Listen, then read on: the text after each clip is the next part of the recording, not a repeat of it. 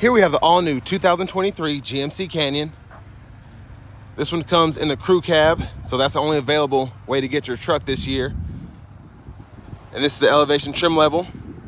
Comes in Summit White on jet black cloth interior. And the powertrain consists of a 2.7 liter high output turbocharged 4-cylinder, mated to an 8-speed automatic transmission. And that gives us 310 horsepower, 430 pound-feet of torque. Coming around the front end here, absolutely stunning design. I'm so impressed by this new Canyon. It's been a long time coming, in my opinion. We have LED headlamps, LED daytime running lights. They don't flash like that. That's just how the camera's picking it up. But it's an incredible front end. It really is. Now we get a tow rating of 7,700 pounds with this elevation. 18-inch wheels here, 265 tires. And this is supposed to sit up 2 inches higher than the outgoing Canyon. I mean, that is an incredible looking truck. It really is. We have passive keyless entry on the front 2 doors. Power door lock controls here. Power window controls, 1-touch automatic up and down for the driver's side. Power mirror controls here. You can adjust there, and then you can turn the mirrors on and off. Little storage pocket here, bottle holder here. Gauge cluster brightness we can adjust there. We're gonna pop the hood for later. We can adjust the steering wheel by pulling up here. And then we have a 6-way manual driver's seat. We can adjust all that there. But I have that seat up front adjusted for someone of my size, being 6'3", longer legs. So let's see my space behind here. So not the best space, still a little issue there, but I have an inch or so of headroom. And this is really meant to be a truck for 2 adults up front, and then your kids can ride back here. Cup holders are here. You have a little phone holder there, and then rear AC vents and a USB-C charge port there. We do have 1 seat back pocket on the front passenger side. And then no fold down seat. Have a grab handle. I'm not seeing a hanger hook anywhere. But for your child lock, you can just lock that there. And here we have our fuel filler. And I don't think you have to put premium in this one, even though this is the high output turbo. So that's a good thing. And there's the back end there. I also like that look. I feel like that looks more traditional to the Canyon in Colorado as that front end does. That front end just looks futuristic.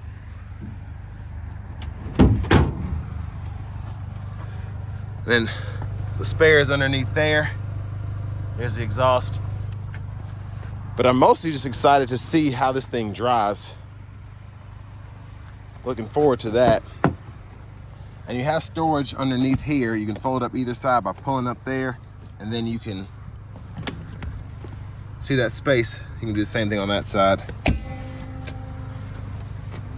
But I want to give a huge shout out to Chevrolet Buick GMC of Murfreesboro for allowing me to review this truck today. I'll leave a link below to this truck as well as their entire inventory in the description below. Glove compartment here, pretty good size. And I'm hoping to get my hands on an AT4X and then possibly a Denali or something later on in the week, because these are just now starting to ship out. But to the window sticker here, y'all can pause anywhere you need to.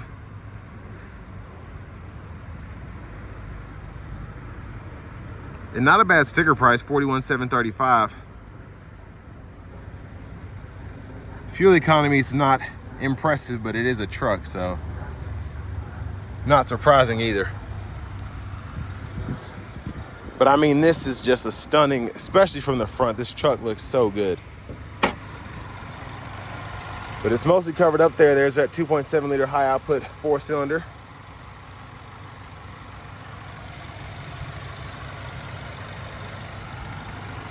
And then use that to prop the hood up. No hydraulic system. Take a quick look underneath there for anyone who's curious. But now let's go ahead and hop in the driver's seat.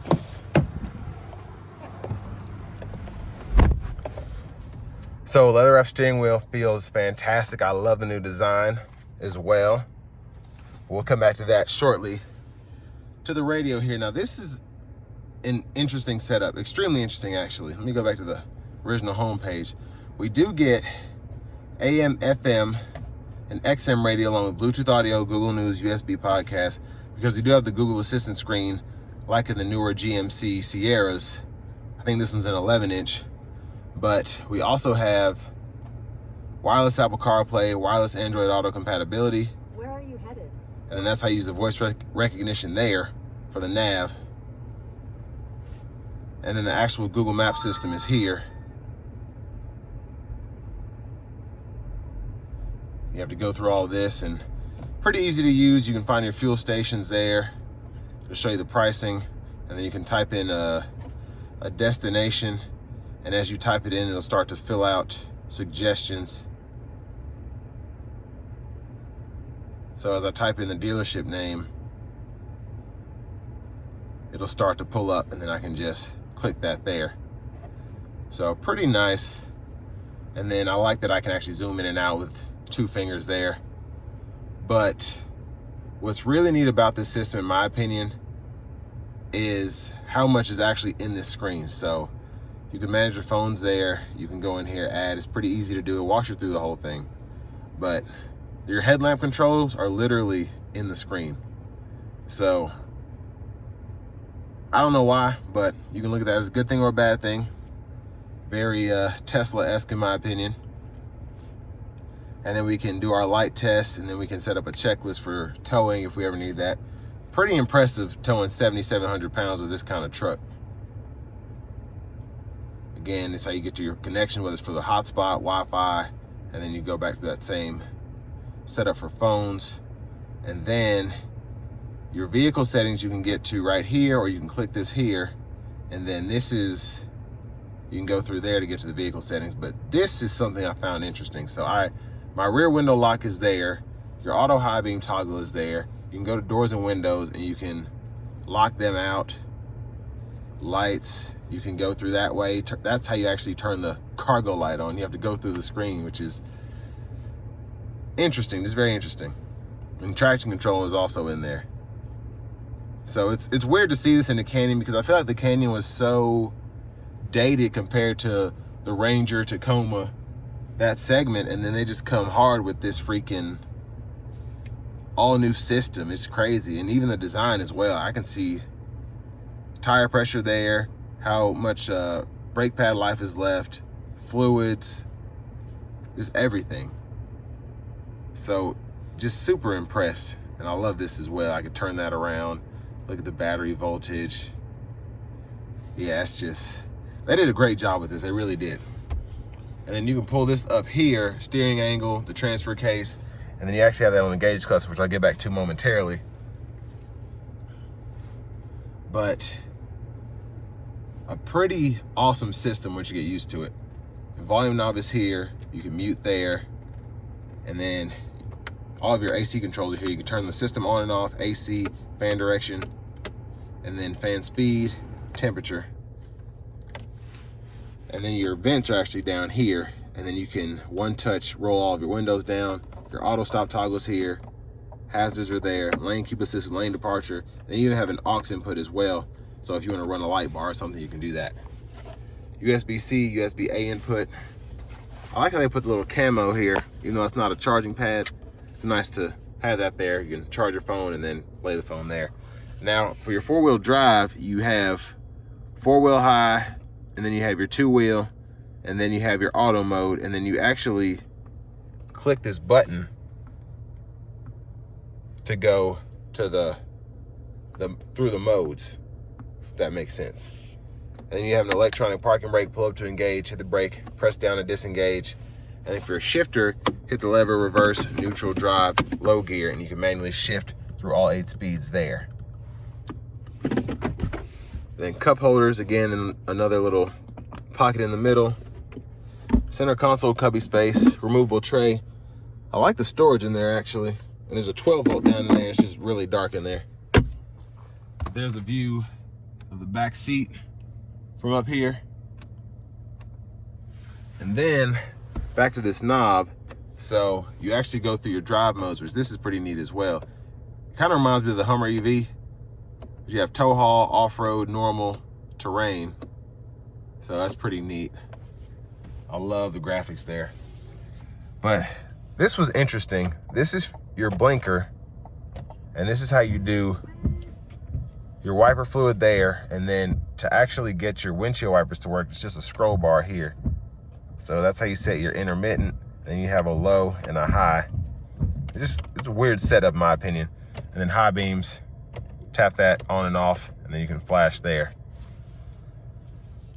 Cruise control, turn that on and off there, cancel, and then you can adjust the speed there, and then you actually set your gap adjust just by pulling down on this for the forward collision alert.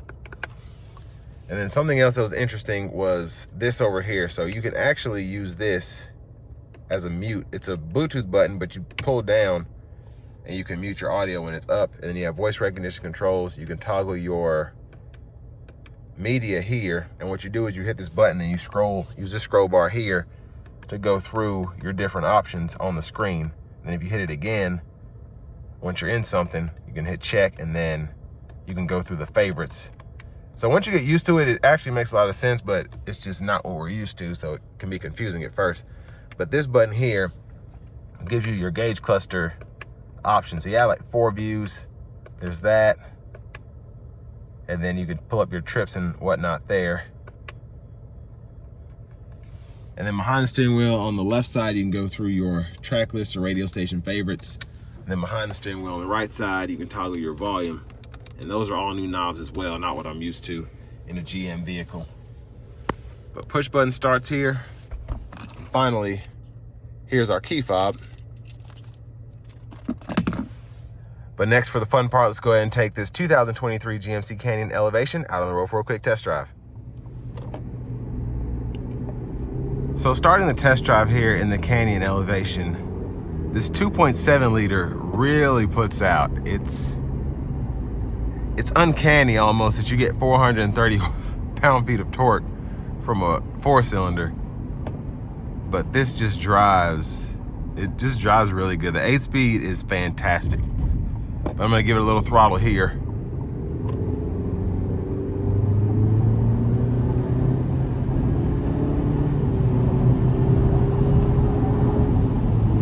And that's really giving it nothing. I could have put my foot into it, but I didn't want to. I mean, it's just so impressive to get these kind of power figures from a 4-cylinder.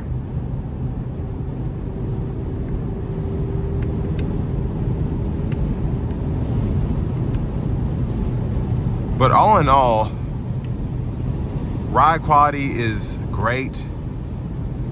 I love the graphics from the screen to the gauge cluster. Everything just looks so futuristic. And then this is a lane keeping system, so it's not lane centering, so as I go out of the lines here, it'll ping me back in. At least it's supposed to. But you're not supposed to trust that, because none of these actually work 100% of the time. But what's great is this is so easy to drive down the interstate. I'm not feeling a lot of sway in the body, even though it's a little windy out. It drives so well, and I can actually feel how much higher this rides than the outgoing models. And this feels like a real truck. And I'm about to pull up behind a Cane in front of me, the older body style. And it's just crazy how much more aggressive this one looks compared to the one that we've gotten used to over the years. Now for the price point, I really like what you get here. I feel like the price on this Elevation is just as good. It actually, I mean, for what you get, again, I feel like this is a better bargain as opposed to the outgoing model, especially with the new interior, the new exterior, all of the newer features that you get, specifically this screen right here. There's so much in here that you can play with, you can configure. And a lot of people are wanting to stick with the V6, but I'm telling you, this 2.7 puts in work. It really does. Fantastic throttle response. I like the overall sound of it, but it gets the job done. And to be able to tow 7,700 pounds with a 4-cylinder, even if you're only towing 4,000 pounds, it's still just incredible.